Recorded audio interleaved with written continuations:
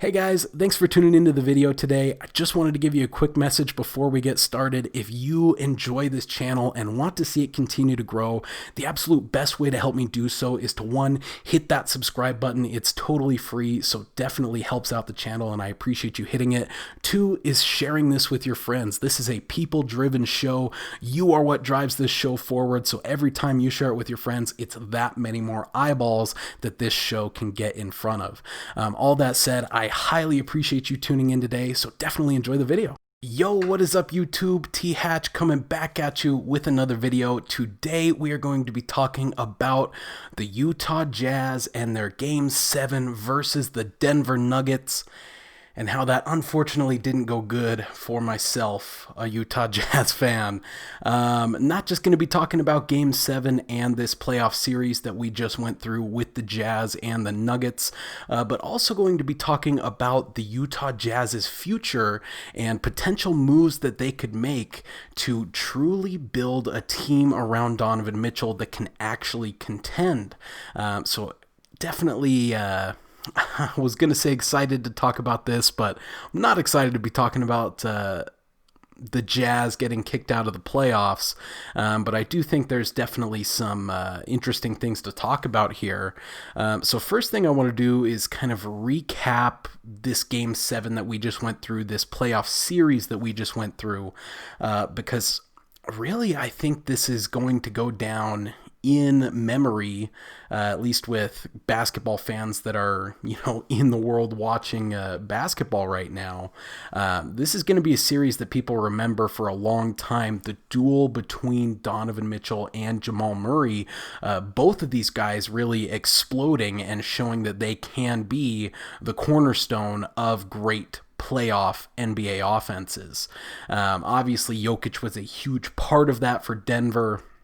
And we can't discount what Rudy Gobert did for the Utah Jazz on both ends of the floor, especially last night in Game 7. I think the Jazz would have been absolutely lost if it was not for Rudy Gobert really picking it up on the defensive end for a lot of those possessions, helping bring the Jazz back into the game. That combined with what Donovan Mitchell was able to do on the offensive end made that a game that was down to the wire. It literally came down to Mike Conley missing a tough three for the win. So it was a tough, intense game. At one point, the Nuggets were up over 20 points on the Jazz in the first half. Really was a disastrous first half for the Jazz. Donovan Mitchell only attempted, I think, 4 or 5 shots in the entire first half, which, for those who are not familiar with this year's Jazz team, particularly after the loss of Bogdanovich, that's not how they play. Donovan Mitchell is the Utah Jazz offense. Donovan Mitchell does everything for the Utah Jazz offense, so to only have him attempt 4 or 5 shots in an entire half, that's just not going to get the job done, and that's what we saw in the first half for the Jazz, where they got absolutely blown out by the Nuggets. Come the second half, this is when we really saw Donovan Mitchell and Rudy Gobert show the rest of the Jazz team that losing was not acceptable, that they were not just going to take this blowout and give up. They were going to come out, play hard, and ensure that the Jazz were in position to win that game. And they did get him in position. Unfortunately, they weren't able to win the game. Coming through the third quarter specifically, I think Rudy Gobert was excellent. This was probably the stretch between probably 10 minutes left in the third quarter through maybe about 3 minutes to go in the fourth. That's probably the best stretch of basketball on both ends of the floor that I have ever seen Rudy Gobert play. I think that was the absolute best that I have ever seen Rudy Gobert. On the defensive end, he was stopping Jokic like it was easy, like it was nothing. Didn't really matter what the Denver offense wanted to do. The Jazz were doing a great job of funneling everything that they were trying to do down to Gobert. They were doing a great job of getting the ball away from Jamal Murray, which was huge for the Jazz in Game 7, because obviously he had been torching them multiple games previous. So you're getting the ball out of Murray's hands. If Murray does have the ball, you're you're funneling him toward the paint where Gobert can get a good contest. Donovan Mitchell, I believe, played excellent defense on Murray. I believe Royce O'Neal also played excellent defense on Murray. So you put yourself in the spot to do everything that is necessary to be able to win that game. You get down to the end of the game, Gobert continues the heroics. Donovan Mitchell is getting absolutely beat up by that Denver defense because obviously he's the only offense that the Utah Jazz have. So you have to send Donovan Mitchell out there to drive toward the rim against a team full of gigantic players who are trying to beat him up on every play, and know that if Donovan Mitchell is not taking that shot, the efficiency of that offense drastically drops. Unlike Denver, where even if Murray's not taking that shot, you still have Nikola Jokic to be taking shots and creating offense for your team, so it's not as catastrophic as it is for the Jazz when the ball gets taken out of Donovan Mitchell's hands and he's unable to be that guy. Coming down the stretch in the fourth quarter, the Nuggets did an excellent job of denying Mitchell the ball, constantly denying him the ball. Whoever was defending Mitchell was picking him up in the backcourt. They were doing everything that they possibly could to deny Donovan Mitchell the ball, and overwhelmingly they were successful. Donovan Mitchell did get some good possessions there. His offense did keep the Jazz in the game in the fourth quarter. Really some heroics, how he was able to score over that Denver defense on some of those possessions. At the end of the game, you saw that really sending one guy through a pick and roll at 4 defenders is not a way to win playoff basketball. And that's unfortunately what happened to the Utah Jazz, because while, yes, singular heroics can come from these players, Donovan Mitchell can will you into the game, but can you depend on that type of offense to score one key bucket that you need to win the game? Well, Donovan Mitchell had that opportunity to get that one key bucket to tie the game in this case, and going down the lane, 4 defenders converge on Donovan Mitchell, and a lot of times what's going to happen when 4 defenders converge on one guy, the ball's going to get coughed up, and that's exactly what happened. Donovan Mitchell coughs up the ball, goes down to the other end, a miraculous stop by the Jazz defense. I was highly surprised that they were able to get that stop. Ball comes down toward the other way. Conley gets a shot from 3. I mean, he's dribbling up the court. He's got 2-3 seconds left. He's got to heave it from 3. It's in, it's out. And the hopes and dreams of Donovan Mitchell, Rudy Gobert, and all Jazz fans were crushed in one moment. That said, obviously, this Jazz team was not a championship contender.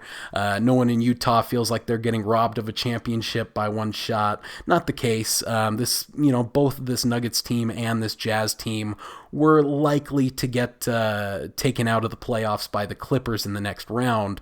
So it's not necessarily that you're missing out on something huge, but for Donovan Mitchell and Rudy Gobert willing the Jazz into that game, it's really tough for them to lose that game. And of course, it's tough as a fan to be on the edge of your seat every second of that game and lose it right at the end. Obviously, on the other side of things, there are Denver fans feeling elation in that moment and super excited. So congrats to you guys. Your team pulled out the victory in the series.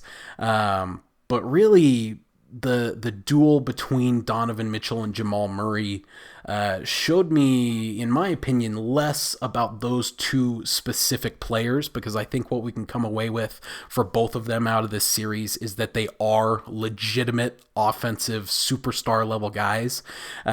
You just need to put the team around them to help them have success. Murray has the better team around him because, well, let's face it, the other guy on the team is the guy you're building around, Nikola Jokic. So your 2 guys already, that's arguably a better duo than the duo of Mitchell and Gobert. I would say out of all 4 of those players, I would pick Mitchell as the best, but I may be a little biased there.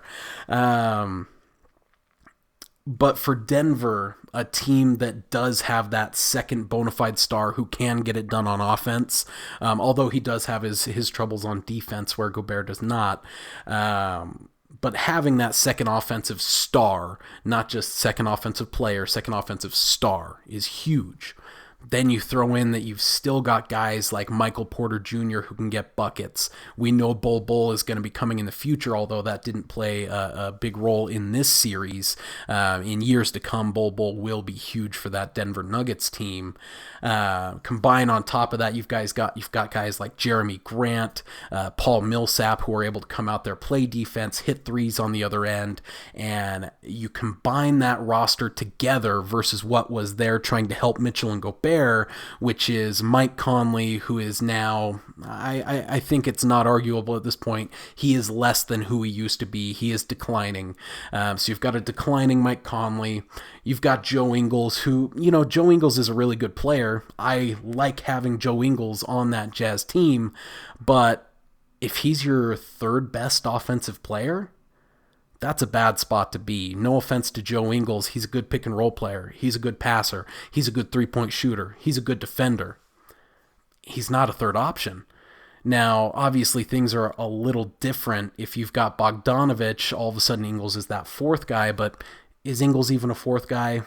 I have my doubts. You put on top of that you're giving heavy playoff minutes to guys like Georges Niang. You're playing Juwan Morgan in a Game 7,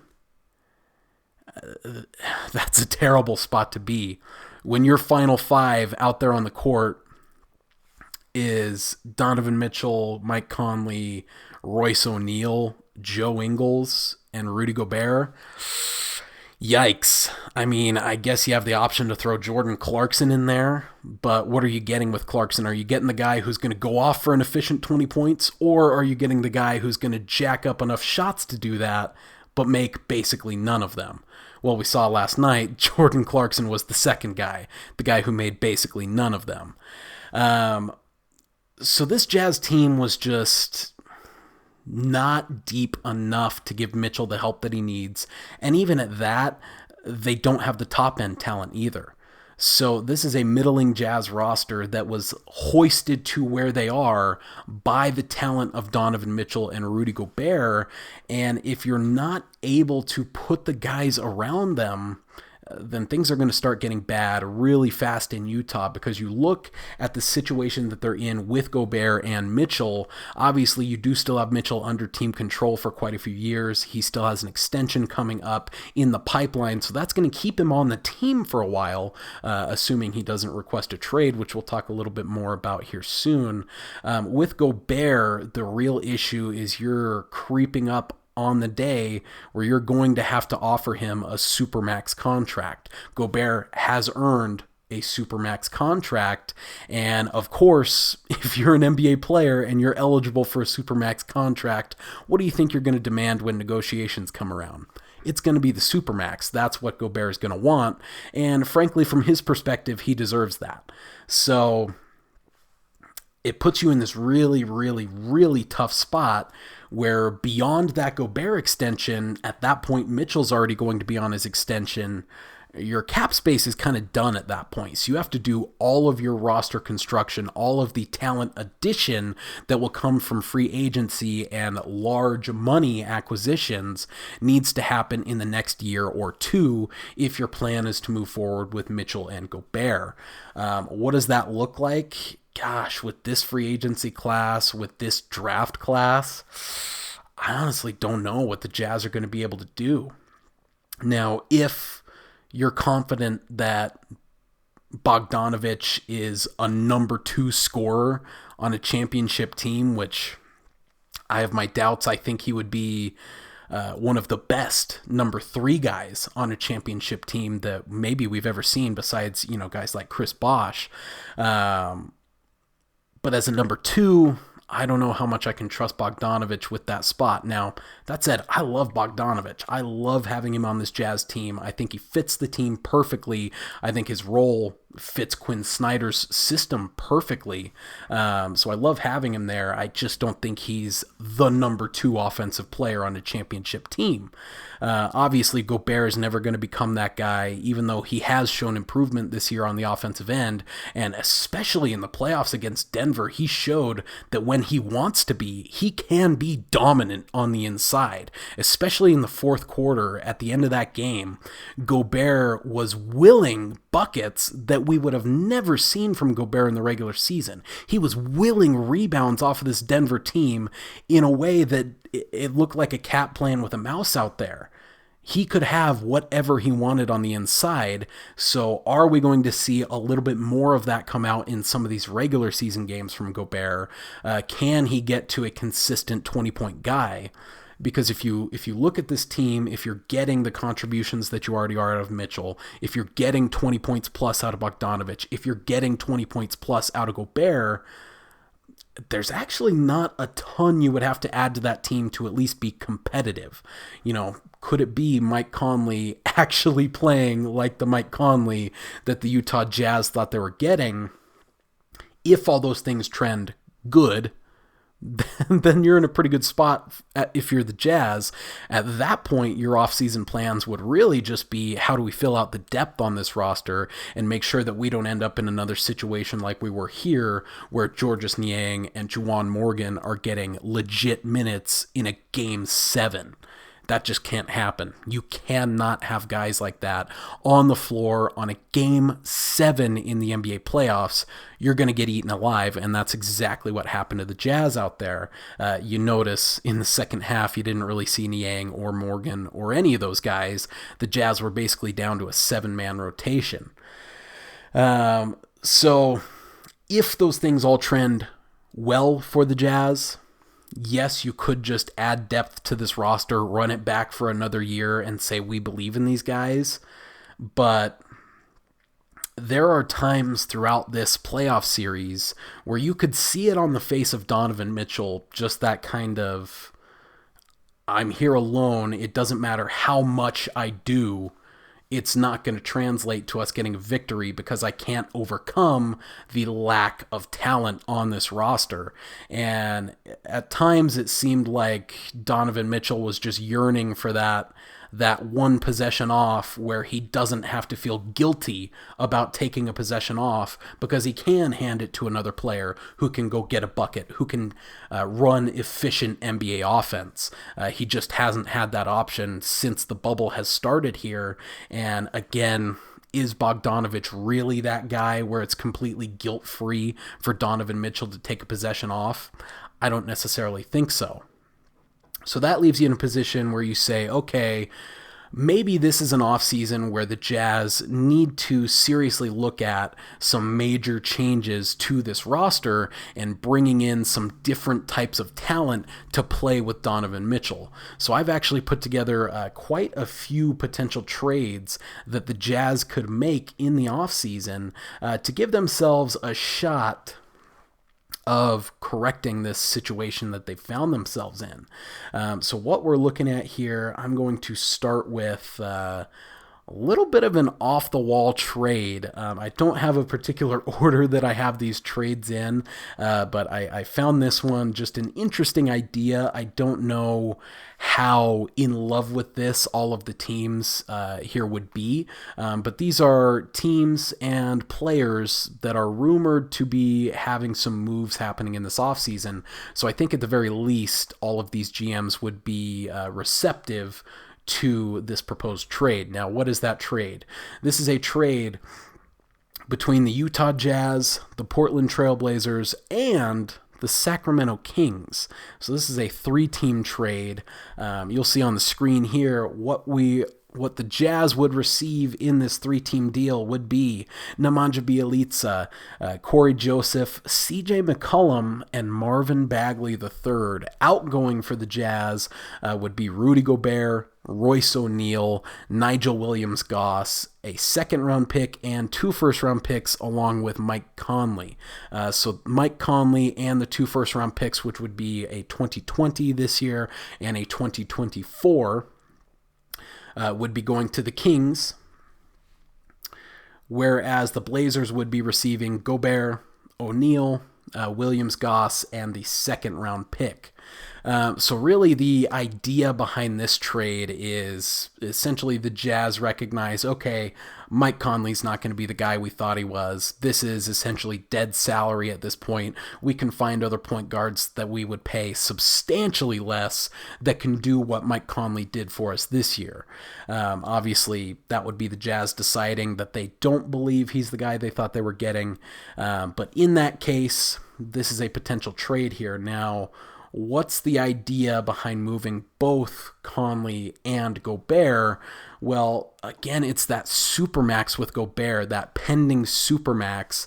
And really the question is Gobert worth that supermax? Because right now at $25 million, I would say Gobert is worth that salary, what he brings on the defensive end, and what I saw from him in this Nuggets series on the offensive end tells me that he is worth that amount of money. But once you get up to those $40 million figures, are we really going to give Rudy Gobert $40 million plus? You have to internalize that before you just go ahead and say yes. Because while a rim runner and a rim protector does provide serious value on the basketball floor, are you getting in the most elite rim runner in the NBA, which is Rudy Gobert, are you getting $40 million worth of value versus that $5-8 million center who can come rim run, who can at some level protect the rim? Is that difference in salary worth the extra value that you're getting out of Gobert? At $40 million, my personal opinion would be no. Again, that's going to be up to the Jazz to decide what they believe there, but I don't believe so. I think that would be a poor decision to try and move forward with Gobert in that instance. Now, I would question how good this Jazz team would be with McCollum and Bagley versus Conley and Gobert, simply because the defense would take a huge drop-off without Gobert and putting Bagley in his place. Now, Bagley is not necessarily inept on the defensive end like a guy like Karl Anthony Towns is, where you're just going to be getting shredded inside all night, but he's not Rudy Gobert, and he's not close. And, for Jazz fans, that would be quite the adjustment going from the Stifle Tower to a guy where really you couldn't expect that great of things on the defensive end. Really, the move for Bagley would be saying, hey, we want a center who can really get it done on the offensive end. That's definitely Bagley. He can get buckets, and oh my goodness, the combination of him coming off of pick and rolls, pick and pops, with Donovan Mitchell and CJ McCollum being able to get him the ball, that would be a scary offense, but you would have to figure some things out on the defensive end. Obviously, you can see here that would project the Jazz losing 15 more games than they did the year previous, which would be a pretty tough pill to swallow, especially for a team that was already the 6th seed. I'd have to look at the standings, but I believe a 15-game drop would actually put them out of the playoffs. So that would be something serious to consider there before making a move like that. Going to move on to another trade, which is actually just a little bit of an alternate here for the Jazz to get their hands on Bagley. Now, this is assuming a reality where the Kings' new front office come in and say, yeah, we're not happy with Bagley at that 2nd overall pick. We don't think he fits the direction our team wants to go. We think we need to rebuild. Let's see what we can get for the guy. If that happens, obviously a hypothetical reality, but if that happens, as you can see here, we've got Marvin Bagley III in exchange for Joe Ingles, Georges Niang, a 2020 first-round pick from the Jazz, and a 2024 top 5 protected pick from the Jazz. So essentially, you're recouping the first-round pick that you spent on Marvin Bagley for this year's draft. In addition to that, you're getting an extra first-round pick, and you bring in a veteran like Joe Ingles who can help lead a young roster moving forward, who is going to need a high-character veteran guy in the locker room. Obviously, that is going to be up to every front office on how much they value that versus a young prospect like Bagley, but just a potential option there if the Jazz don't necessarily want to go nuclear and blow up the team, but do still want to take a chance at a guy who may be available this offseason.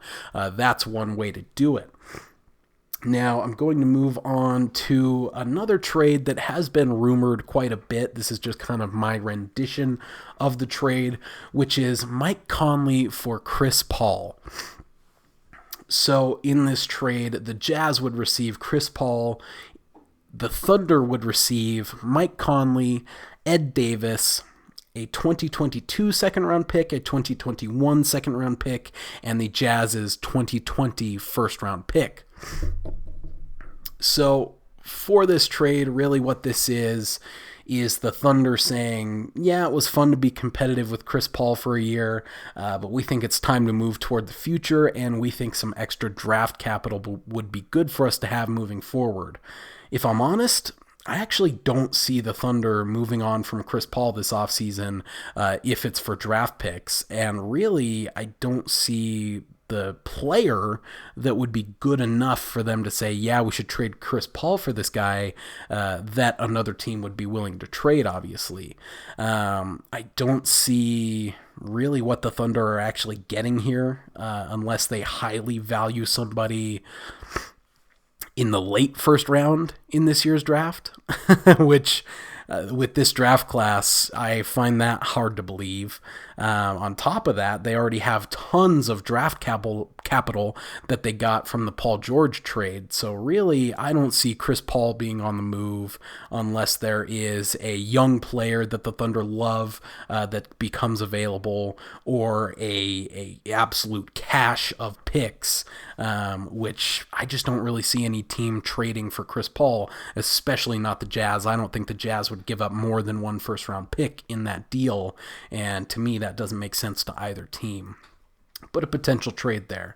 Next, I want to talk about a trade that has taken its sweet time to load here. Probably going to edit that out anyway. Here is our alternative trade between the Jazz and the Thunder. This one I actually could see happening in a potential reality, maybe not the one we live in. But this would be Chris Paul and Steven Adams along with 2 first-round picks in exchange for Mike Conley and Rudy Gobert. Now, this would be an absolutely mind-blowing trade for the NBA world. I can't imagine what that Woj tweet would look like. But in this trade, essentially what we're looking at is the Jazz wanting to make that upgrade to a legitimate second offensive star, which you would have in Chris Paul, and being willing to make the downgrade of Gobert to Steven Adams in exchange for those first-round picks. This is one that makes sense to me because the Jazz not only get that short-term boost that they need, but they also get some long-term security, and that is in exchange for the multiple-time Defensive Player of the Year, All-Star, Supermax level guy that is Rudy Gobert. The thought for the Thunder there would be, okay, maybe we're pairing Rudy Gobert with Shai Gilgeous-Alexander moving forward, and that's what we're going to do. Again, much like just the straight-up Conley for Paul, I don't necessarily see this happening because I just don't think that this is a mindset that the Thunder are going to be in. The Thunder are not a win-now team. They're also not necessarily a future-over-everything team. So at this point, a team that already has a cache of picks, that isn't necessarily trying to go all in on a roster that can win right now, I don't really see the point in moving any of these guys, in shaking things up when you're coming off of an awesome year for your team. Shai Gilgeous-Alexander is learning lots from Chris Paul, and Chris Paul really appears to be the perfect veteran to lead this team. He has fully embraced that mentor role, and if I'm OKC, I don't really see why I'm so hot to move off of that, considering that I've already got this gigantic cache of picks that I can use to go get guys that I need. Now, if somebody offers me 2, potentially even 3 first-round picks for Chris Paul, of course you're taking that trade if you're the Thunder, but let's be real. Who's doing that? Probably no one. So I'm going to move on to another blockbuster NBA news cycle destroying trade, which would be between the Utah Jazz and the Indiana Pacers. This would be the Jazz receiving Jeremy Lamb, Victor Oladipo, Doug McDermott, Miles Turner, and 2 first-round picks in exchange for Mike Conley, Rudy Gobert, Georges Niang, and Nigel Williams-Goss. Now, okay, Victor Oladipo, Miles Turner, and 2 first-round picks, that might sound like a lot, but the difference between Gobert and Turner is massive. When you put on top of that the risk that you are incurring by going for a guy in Victor Oladipo who's only going to have 1 year left on his deal, who's coming off of a major injury, who has only in reality had 1 year at that all-star level where everyone's saying, oh, Victor Oladipo is a legit player, two-way guy. Now, I love Oladipo's talent. He's shown flashes of being that guy multiple years prior and since. But is he going to stay on the court? Is he going to consistently be that all-star guy? If the answer is yes to both of those questions, this trade would be awesome for the Utah Jazz because while yes, Miles Turner is not a Defensive Player of the Year candidate, yes, Miles Turner is not setting screens at a mind-blowing rate, but Miles Turner's a good player. He will come in and be a far above average defensive big. He's also going to be able to stretch the floor for you, which is something you did not get out of Gobert. And potentially with Miles Turner, that could hit the three-point line.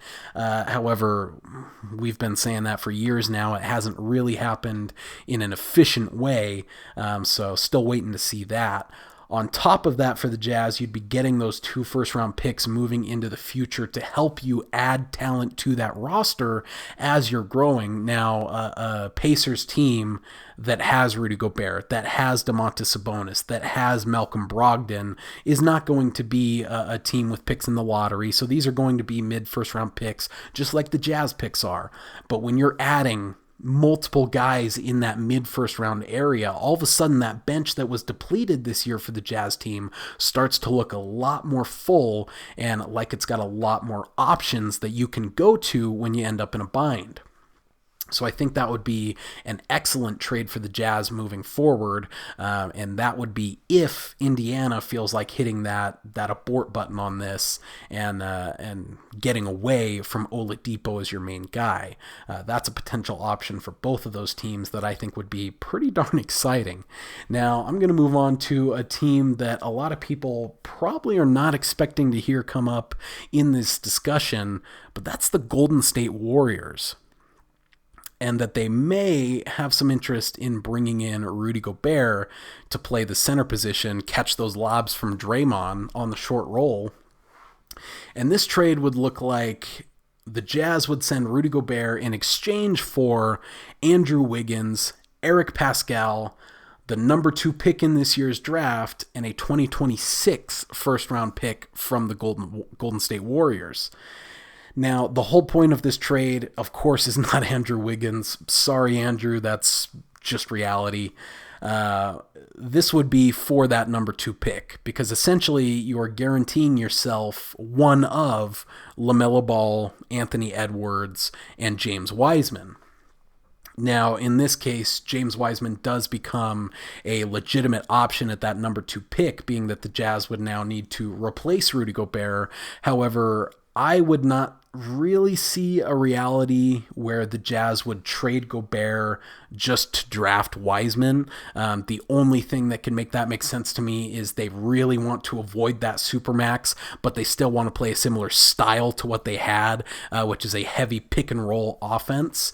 In that case, I could see Wiseman fitting into that, but I just don't see necessarily the upside for Wiseman on the defensive end hitting anywhere near that Gobert level, even if he will be an above average defensive player, even if he does have the physical skill set to be a great defender in the NBA.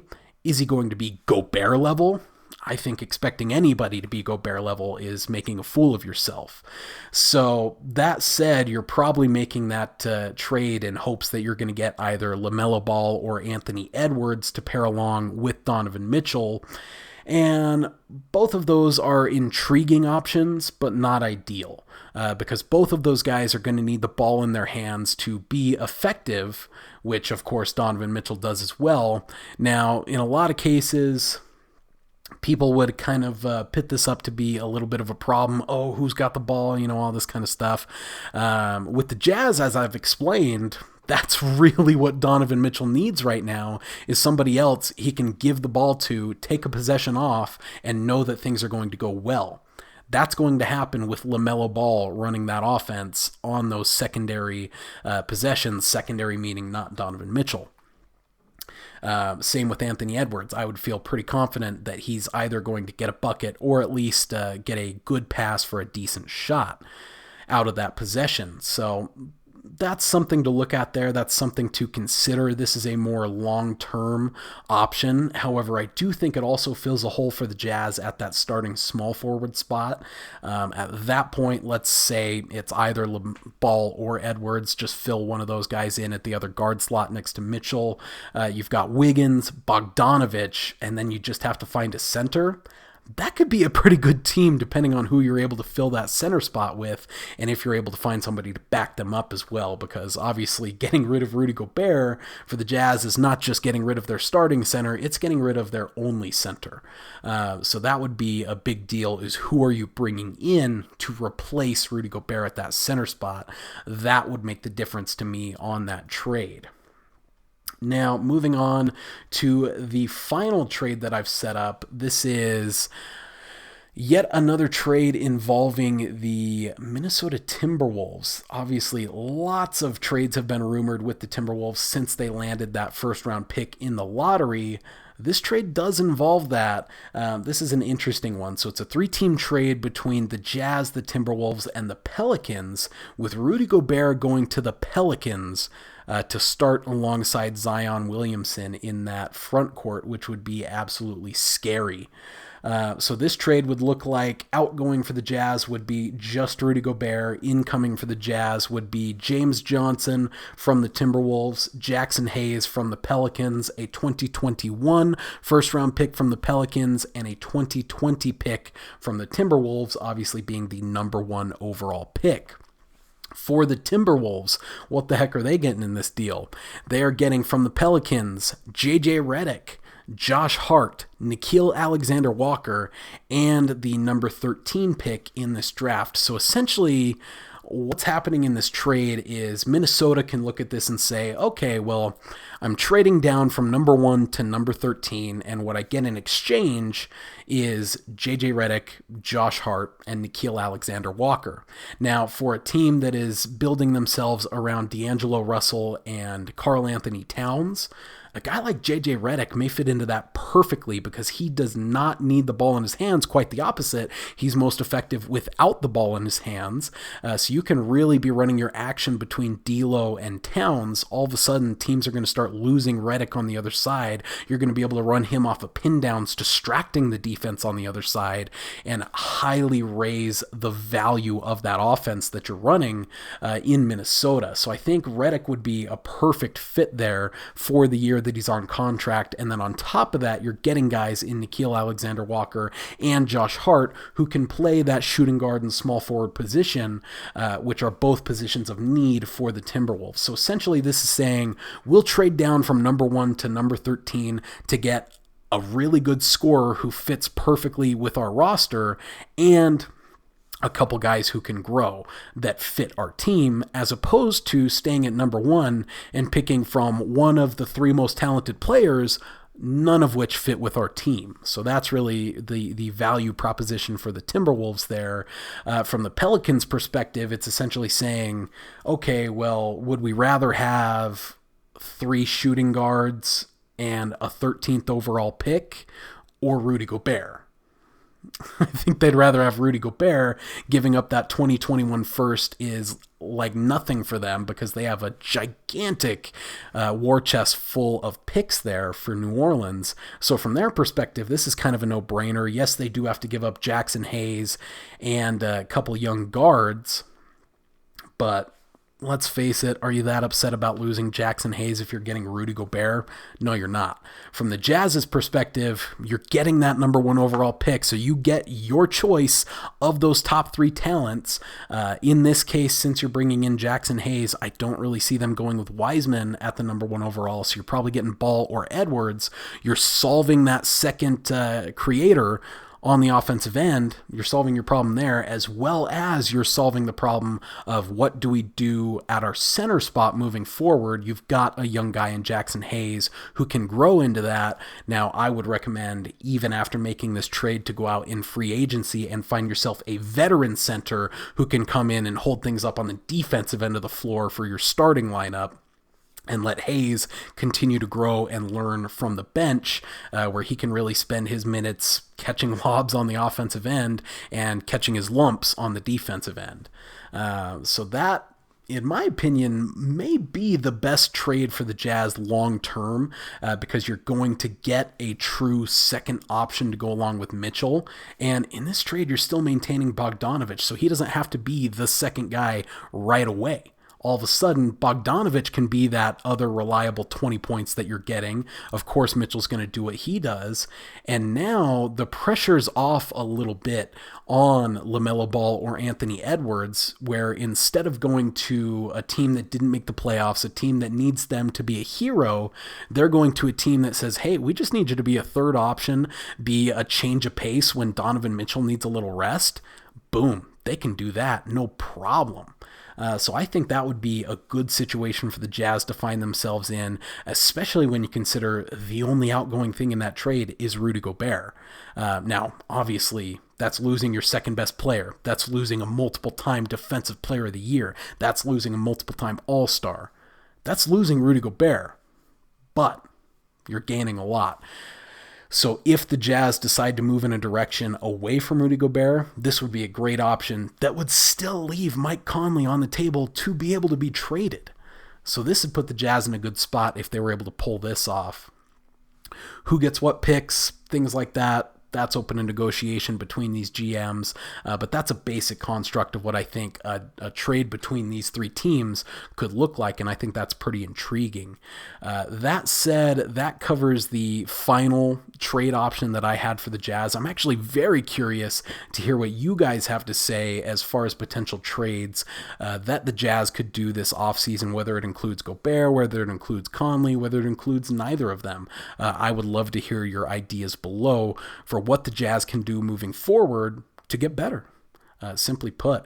All that out the way, I definitely appreciate you guys tuning into the episode today. As always, if you enjoy the show and want to see it grow, the absolute best way to do so is to simply share this with your friends. So all you need to do is hit that share button below, hit the social media that you want to share it on, boom, post, it's done. That easy, and that helps me get in front of that many more eyes on this show. Obviously, I don't just talk about sports. I do talk about current events as well, which tend to get suppressed by YouTube's algorithm. So this is a people-driven show. You drive this show forward, and that's why I need your help. So definitely hit the subscribe button below. It's free. You don't got to do anything else. Hit that button, share the video. You guys know what to do. It's 2020. So with that all out the way, I'm going to let you get back to the rest of your day. Peace.